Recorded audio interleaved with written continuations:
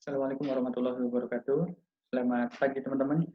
Kita berjumpa lagi pada pertemuan kelima kita dengan judul materi kita pada hari ini adalah pengelolaan keuangan daerah atau PKD.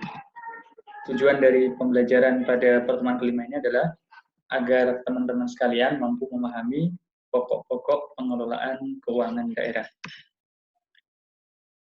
Ada 5 hal yang akan kita bahas pada kesempatan hari ini.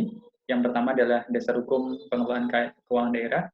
Yang kedua adalah pengertian ruang lingkup keuangan daerah. Yang ketiga adalah pengertian siklus dan azas umum pengelolaan keuangan daerah. Yang keempat adalah pengelolaan keuangan daerah itu sendiri, serta kita akan membahas tentang struktur dan isi APBD serta alokasinya. Beberapa dasar hukum ini adalah ketentuan baik perundang-undangan, PP maupun peraturan lain yang menjadi dasar hukum pengelolaan keuangan daerah.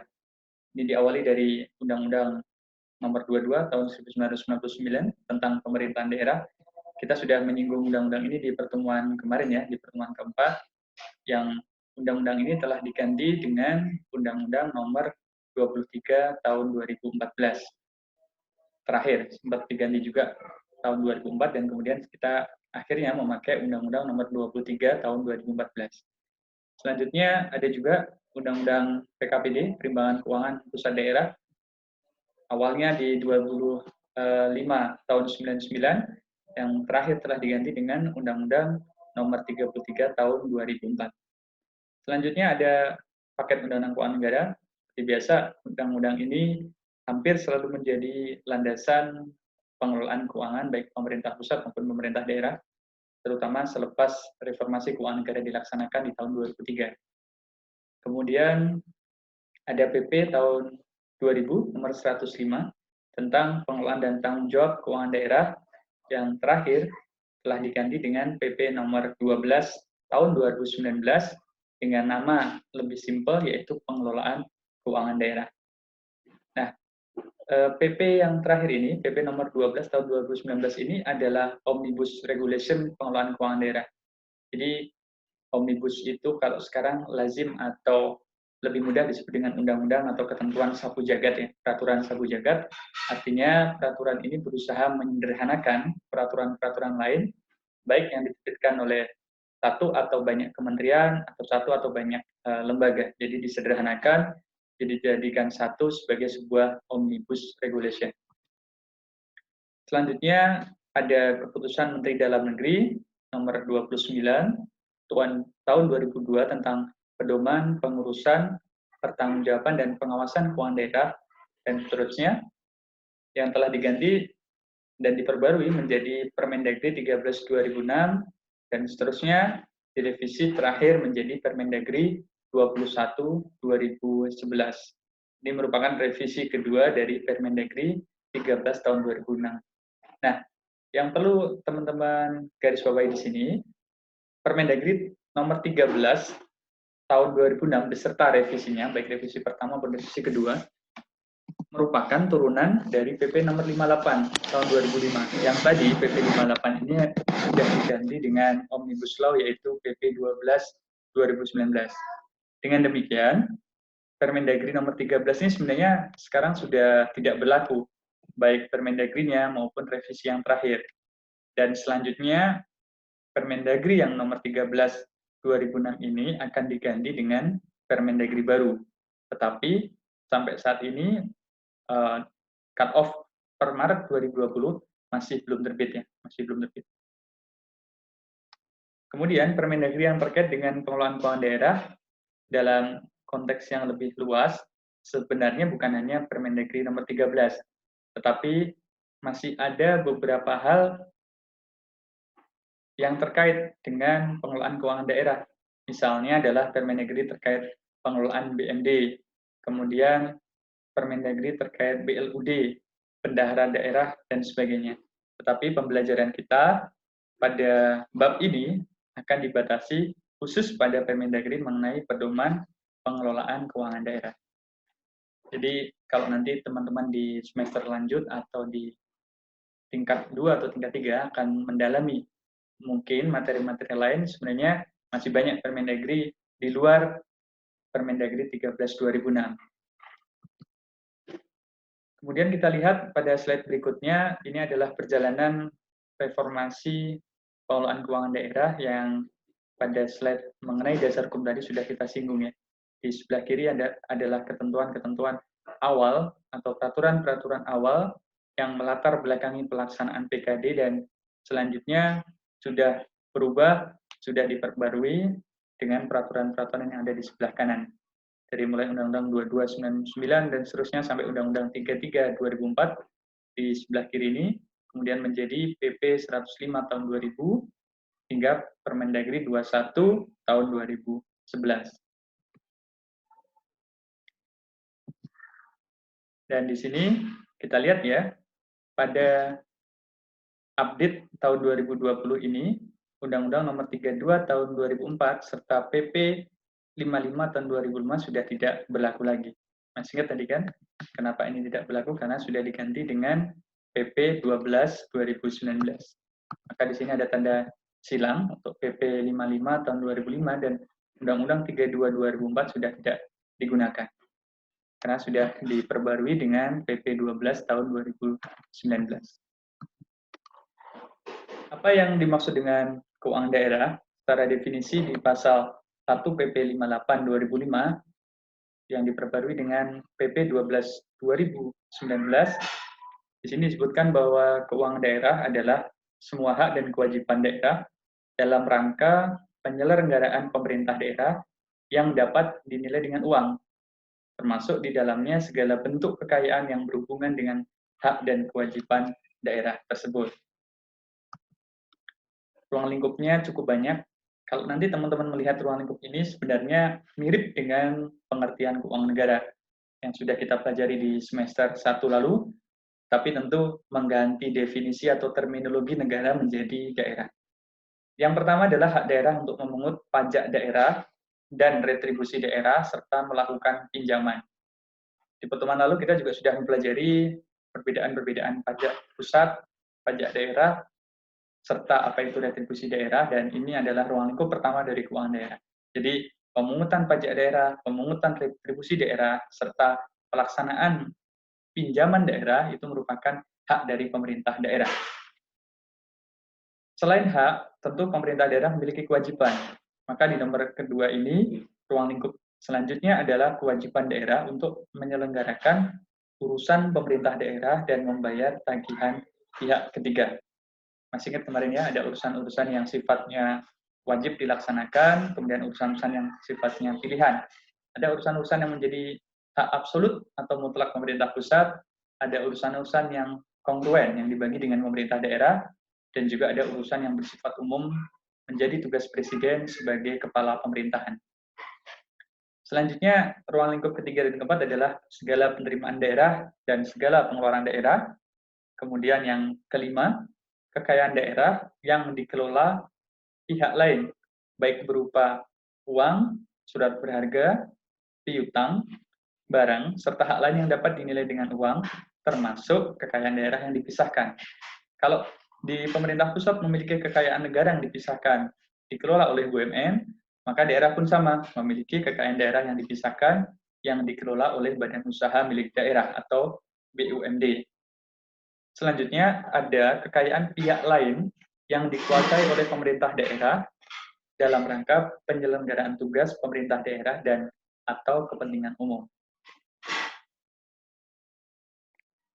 Tolong digarisbawahi bahwa pada definisi kelima dan keenam, ruang lingkup ini sesungguhnya sangat luas ya. Seperti halnya pengertian keuangan negara, daerah ini mencakup kekayaan daerah dikelola oleh pihak lain maupun kekayaan pihak lain yang dikelola oleh pemerintah daerah. Jadi ketika ada dua kondisi ini, maka akan melengkapi ruang lingkup 1 dan 2 sampai dengan nomor 4 tadi. Kalau teman-teman melihat penerimaan daerah dan pengeluaran daerah relatif menurut saya mudah dipahami.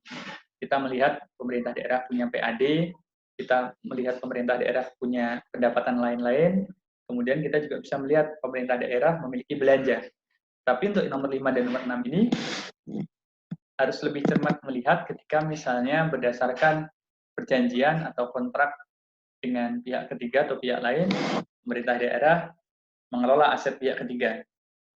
Atau sebaliknya, ada aset pemerintah daerah yang dikelola oleh pihak lain berdasarkan undang-undang atau perjanjian.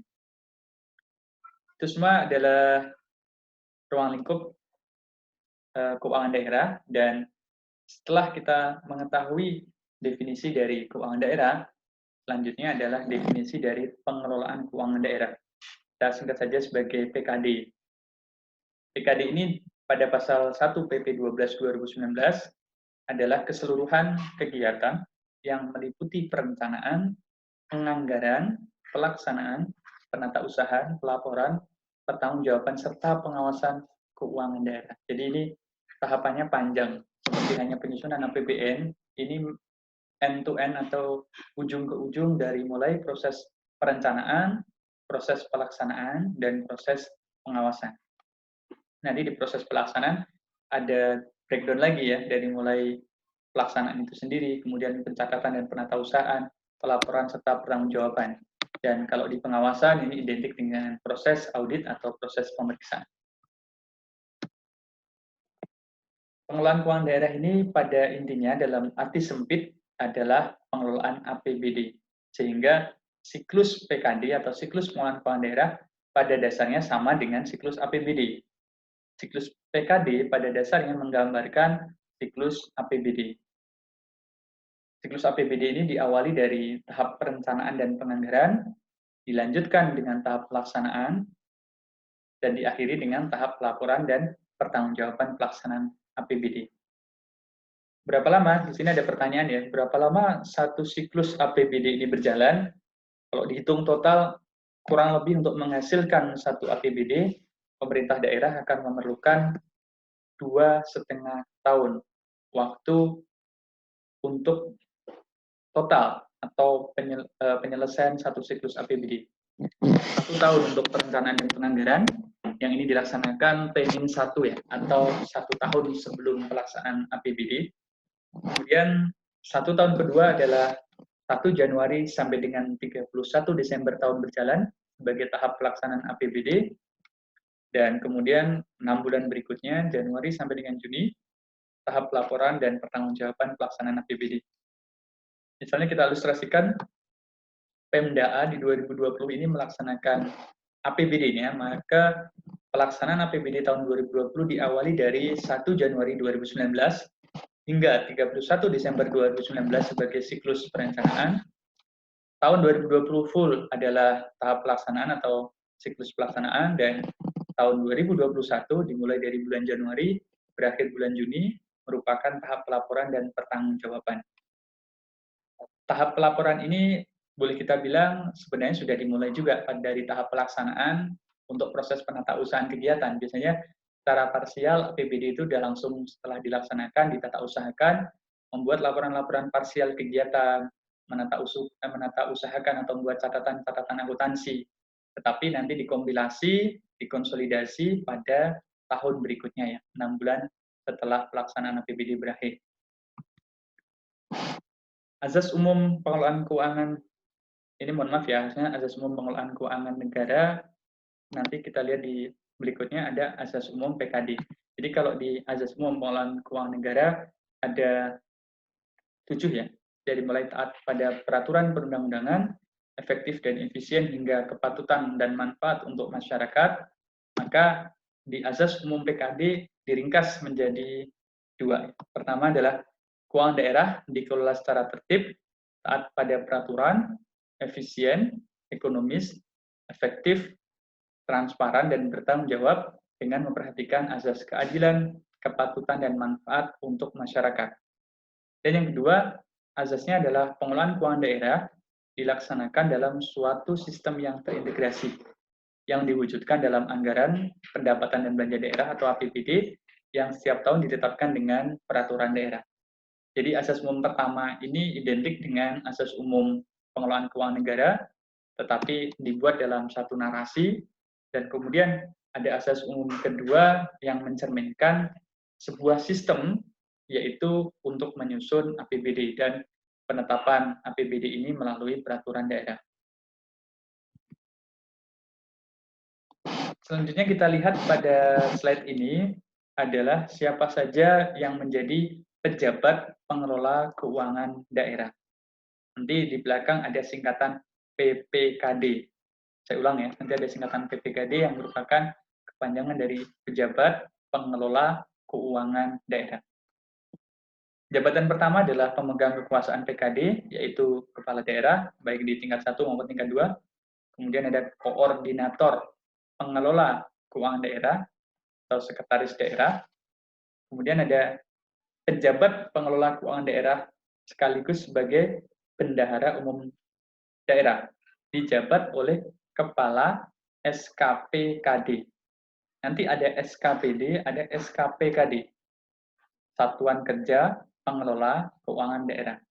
Jadi kalau yang tadi sudah saya sebutkan, PPKD ini sekaligus sebagai BUD.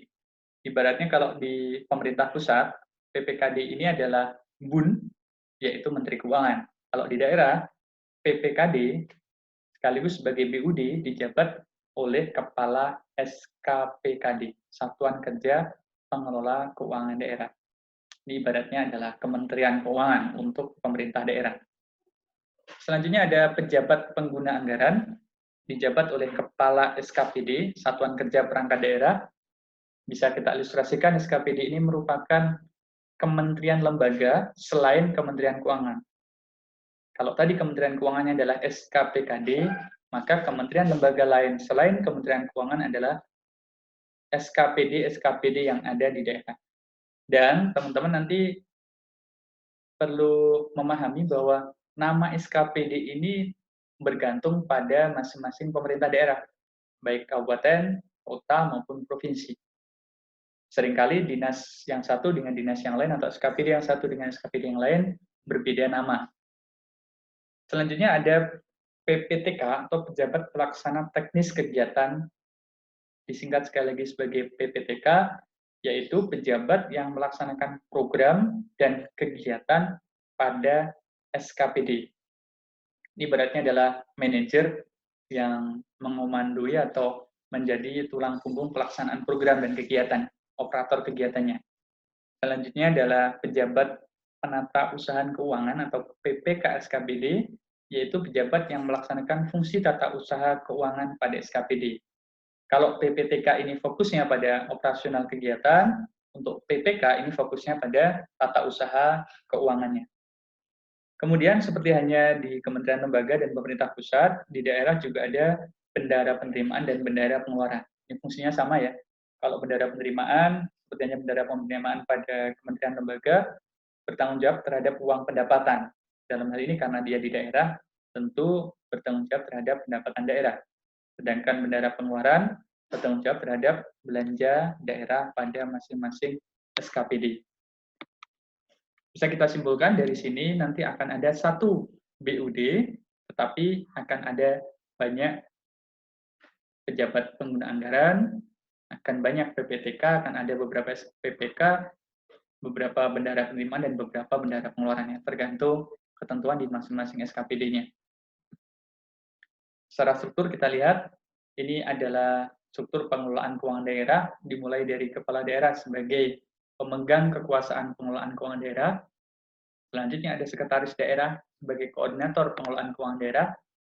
Di sebelah kiri adalah masing-masing SKPD yang melaksanakan program dan kegiatan. Ini sebagai pengguna anggaran. Tadi pengguna anggaran akan dibantu oleh kuasa pengguna anggaran, PPTK yang melaksanakan kegiatan, PPK yang melaksanakan administrasi tata usaha keuangan, dan bendahara yang berfungsi menata usahakan penerimaan dan pengeluaran di masing-masing SKPD. Di sebelah kanan ada PPKD, yaitu dijabat oleh Kepala SKPKD sebagai kuasa, sebagai BUD, dan juga dibantu oleh kuasa BUD. APBD pada pasal 1 angka 4 PP 12/2019 didefinisikan sebagai rencana keuangan tahunan daerah yang ditetapkan dengan peraturan daerah. Seperti asas umum tadi ya, di asas umum pengelolaan keuangan daerah yang kedua tadi disebutkan bahwa pengelolaan keuangan daerah ditetapkan melalui perda atau peraturan daerah. Ini adalah penjelasannya. Yang pertama, APBD harus ditetapkan dengan peraturan daerah. Dengan pengertian atau dengan penjelasan bahwa RAPBD ini yang tadi disusun 1 tahun sebelumnya, diajukan kepada kepala daerah, kepada DPRD, kemudian didiskusikan, disetujui atau disepakati bersama antara kepala daerah mewakili pemerintah daerah tersebut dan DPRD. Jadi harus ada proses diskusi, pembahasan, hingga mendapatkan persetujuan untuk kemudian menjadi perda dari RAPB yang sudah disusun dan dibahas bersama DPRD tadi. Kemudian setelah RAPBD disepakati bersama, disetujui oleh DPRD, RAPBD ini akan diajukan kalau pemerintah kabupaten dan pemerintah kota mengajukan RAPBD kepada gubernur untuk dievaluasi, sedangkan RAPBD pemerintah provinsi diajukan kepada pemerintah pusat, dalam hal ini Menteri Dalam Negeri, untuk dievaluasi. Jadi berbeda tahapan ya.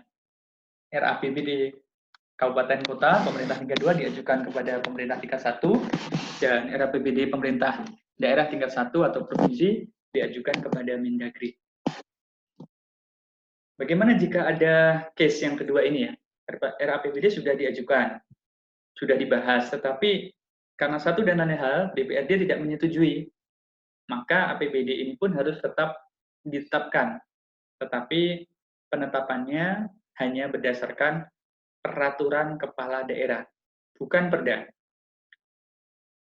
Apa konsekuensinya? Konsekuensinya adalah pengeluarannya yang dapat dibayarkan maksimal sebesar APBD tahun anggaran sebelumnya. Sebagai ilustrasi, ketika Pemda A mengajukan RAPBD tahun 2020, kemudian tidak disetujui oleh DPRD kabupaten atau kota atau provinsi A, maka Pemda A tersebut akan menggunakan APBD tahun 2019 untuk pagu anggarannya atau batas maksimum anggarannya. Ini adalah rincian dari azas-azas umum APBD yang tadi secara ringkasan sudah kita bahas pada beberapa slide sebelumnya. Yang pertama adalah APBD disusun sesuai dengan kebutuhan penyelenggaraan pemerintah dan kemampuan pendapatan daerah. Penyusunan APBD berpedoman kepada KUA atau Kebijakan Umum Anggaran dan prioritas plafon anggaran sementara atau PPAS dengan berpedoman pada RKPD.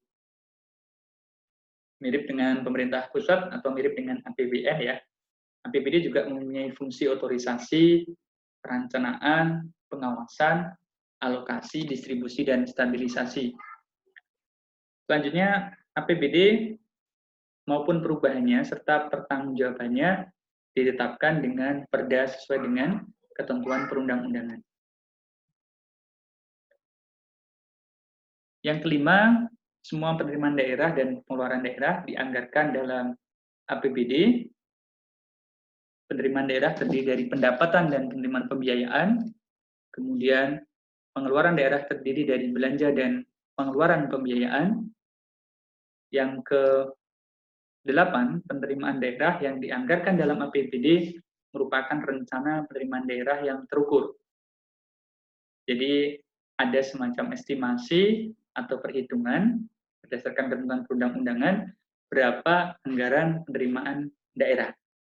Yang kedua, pengeluaran daerah yang dianggarkan dalam APBD merupakan rencana pengeluaran daerah sesuai dengan kepastian tersedianya dana atas penerimaan daerah dalam jumlah yang cukup. Kalau yang nomor 8 tadi ada estimasi terhadap pendapatan, setelah estimasi itu dibentuk, maka baru disusun pengeluaran daerah untuk menyesuaikan anggaran yang tersedia dengan pengeluaran atau belanja yang akan dilaksanakan. Seluruh penerimaan daerah dan pengeluaran daerah dianggarkan secara bruto. Secara bruto ini artinya jika ada pengembalian, misalnya realisasi belanja tidak tercapai, nanti akan dikembalikan, tidak dihitung dulu dalam APBD di awal, baru nanti diperhitungkan di akhir ya, ketika ada pengembalian sehingga laporan keuangan menjadi neto. Tapi kalau di awal, pada saat penyusunan APBD, maka perhitungan penerimaan dan pengeluaran daerah ini penganggarannya secara bruto. Satuan hitung dalam APBD adalah rupiah. Selanjutnya, APBD merupakan dasar PKD dalam masa 1 tahun anggaran. Ini adalah struktur ringkas APBD, dimulai dari pendapatan, belanja, selisihnya nanti akan ada surplus atau defisit, dan surplus atau defisit ini, terutama kalau defisit ya, akan dibiayai dengan pembiayaan, penerimaan BN berapa, dikurangi pengeluaran pembiayaan, dan kemudian diperoleh pembiayaan neto. Selanjutnya, kumulasi dari surplus defisit dengan pembiayaan neto ini menjadi silpa. Nanti kita bahas di belakang apa itu silpa. Pendapatan daerah tertuang dalam PP 12 tahun 2019 tentang tadi PKD. Ada 3 kelompok pendapatan daerah yang teman-teman bisa lihat pada slide ini. Pertama adalah pendapatan asli daerah atau PAD, pendapatan transfer, kita pelajari di slide yang lalu ya, di pertemuan keempat. Yang ketiga, lain-lain pendapatan daerah yang sah. Pendapatan asli daerah ini terdiri dari pajak daerah, retribusi daerah, hasil pengelolaan kekayaan daerah yang dipisahkan, serta lain-lain pendapatan asli daerah yang sah. Ada 4 kelompok di sini, 4 kelompok PAD. Kemudian yang kedua, pendapatan transfer. Ada pendapatan transfer pemerintah pusat dan pendapatan transfer antar daerah. Ini kemarin kita juga sudah mempelajari ya, transfer pemerintah pusat ini ada dana perimbangan, ada DID, dana otonomi khusus, dana keistimewaan, dan juga dana desa. Untuk kelompok transfer antar daerah, ada pendapatan bagi hasil, serta bantuan keuangan. Dan kelompok ketiga, yaitu lain-lain pendapatan daerah yang sah, ada hibah. Nomor 2 ada dana darurat. Yang ketiga adalah lain-lain pendapatan sesuai dengan peraturan perundang-undangan. Di kelompok belanja, ada 4 kelompok besar ya. Belanja yang pertama adalah belanja operasi, belanja modal, belanja tidak terduga, dan belanja transfer. Belanja operasi terdiri dari belanja pegawai, barang jasa, belanja bunga, belanja subsidi, belanja hibah, dan belanja bansos.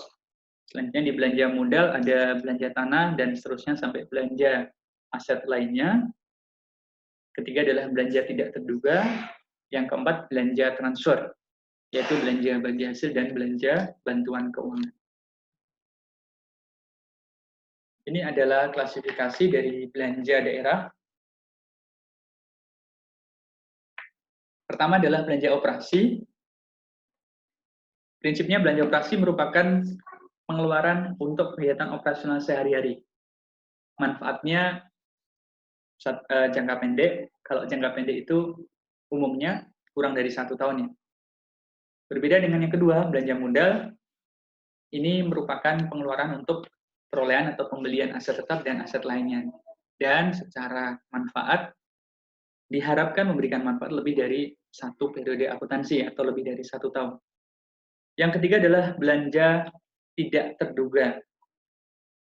Ini merupakan pengeluaran anggaran beban APBD untuk keperluan darurat, termasuk keperluan mendesak yang tidak dapat diprediksi sebelumnya. Biasanya kalau ada bencana, terutama bencana alam ya, kemarin beberapa daerah juga ada yang menganggarkan pandemi dari sini, mengambil dari pos belanja tidak terduga. Artinya memang event yang terjadi biasanya tidak direncanakan, tidak dapat diprediksi, sehingga dibuatlah pos belanja tidak terduga. Yang keempat, belanja transfer merupakan pengeluaran uang dari pemerintah daerah kepada pemerintah daerah lainnya, atau dari pemerintah daerah kepada pemerintah desa. Untuk pembiayaan, ada 2 kelompok pembiayaan, yaitu penerimaan pembiayaan dan pengeluaran pembiayaan. Di penerimaan pembiayaan ada silpa, pencairan dana cadangan, hasil penjualan kekayaan daerah yang dipisahkan, penerimaan pinjaman daerah, penerimaan kembali penerimaan pinjaman daerah, serta penerimaan pembiayaan lainnya sesuai dengan undang-undang. Untuk pengeluaran pembiayaan, ada pembayaran cicilan pokok utang. Ini pokok utangnya saja ya. penyertaan modal daerah, pembentukan dana cadangan, pemberian pinjaman daerah, serta pengeluaran lainnya sesuai dengan undang-undang. Sebelumnya waktu membahas struktur, kita melihat ada istilah silpa. Silpa ini di PKD dibagi menjadi dua, yaitu silpa dengan I yang besar, sebelah kiri atas, dan di sebelah kanannya adalah silpa dengan I yang kecil. Silpa merupakan singkatan dari sisa lebih perhitungan anggaran. Tetapi bagaimana menerapkan I besar dan I kecil ini adalah penjelasannya. Silpa yang I-nya besar, ini kepanjangan dari singkatan dari sisa lebih perhitungan anggaran. Jadi sisa lebih perhitungan anggaran, tetapi akhir tahun. Artinya silpa yang I-nya besar ini akan muncul pada setiap akhir tahun anggaran. Silpa yang I besar tadi akan ditarik atau dilanjutkan pada tahun anggaran berikutnya yang ditulis dengan silpa I kecil. Kenapa? Karena ini menjadi silpa awal tahun anggaran berikutnya. Dan silpa yang I kecil ini selanjutnya akan dimasukkan seluruhnya sebagai penerimaan pembiayaan APBD tahun anggaran berjalan. Nanti terus gitu ya, siklusnya akan berlanjut, di akhir tahun akan muncul lagi silpa dengan I besar, bawa ke tahun berikutnya lagi menjadi I kecil lagi untuk awal tahun, dan seterusnya dan seterusnya. Alokasi APBD sendiri akan menjadi dua ya. Yang pertama dikelola, ditata usahakan oleh SKPD, yang kedua dikelola, ditata usahakan, dianggarkan oleh PPKD yang di PAKD tadi. Untuk masing-masing SKPD di sebelah kiri sini ya, ada pendapatan PAD yang menjadi tupoksi masing-masing SKPD atau tupoksi masing-masing dinas. Juga ada belanja yang menjadi tanggung jawab dan tupoksi masing-masing SKPD, yaitu belanja pegawai, belanja barang jasa, dan belanja modal. Sebelah kanan untuk PPKD tadi yang biasanya mengelola keuangan di PAKD atau nama apapun bagi BUD tadi ya, untuk pendapatan dia mengelola PAD. Selain mengelola PAD, PPKD ini akan mengelola pendapatan transfer serta lain-lain pendapatan daerah yang sah. Kemudian selain belanja yang sudah dianggarkan di masing-masing SKPD, untuk PPKD ini akan juga menganggarkan jenis-jenis belanja lain. Misalnya belanja tidak terduga atau belanja apapun yang tidak ada di anggaran SKPD. Selain itu, pembiayaan atau penganggaran pembiayaan juga hanya dilaksanakan oleh PPKD. Di SKPD tidak ada anggaran untuk pembiayaan. Ini nanti beberapa hal yang akan kita diskusikan setelah perkuliahan kita, dan teman-teman nanti juga ada bahan bacaan tambahan yang menjadi tugas individu dan akan kita lanjutkan setelah diskusi di grup kita. Terima kasih atas perhatian teman-teman semuanya. Setelah ini, seperti biasa, silakan mengirimkan pertanyaan melalui grup untuk kita diskusikan. Assalamualaikum warahmatullahi wabarakatuh.